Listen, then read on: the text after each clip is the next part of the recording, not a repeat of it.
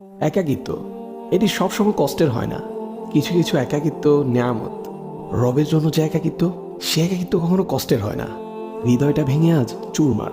কোথাও কোনো আশার আলো নেই, চারদিকে ঘুটঘুটে অন্ধকার। কোথাও কেউ নেই। জায়নামাজে বসে অশ্রু ঝরাচ্ছি, সেই অশ্রু এসে সান্ত্বনা দিচ্ছে। হে ব্যথিত হৃদয়, কষ্ট পেও না, তোমার রব সব দেখছেন। মনের ভিতর জমিয়ে রাখা এক সমুদ্র পরিমাণ কষ্ট, যা কেউ কোনোদিন বুঝেনি, বুঝার চেষ্টাও করেনি। সে কষ্টের কথা তোমার রব তো জানেন।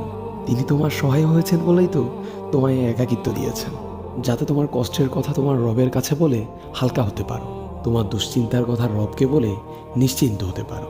হে ব্যথিত হৃদয়, তুমি কি জানো না তোমার রব যে অসম্ভবকে সেকেন্ডের মধ্যেই সম্ভব করতে পারেন? তাহলে একাকিত্বকে তুমি কেন ভয় পাও? যে একাকিত্ব তোমায় বারবার রবের দিকে নিয়ে যায়, রবকে স্মরণ করিয়ে দেয়।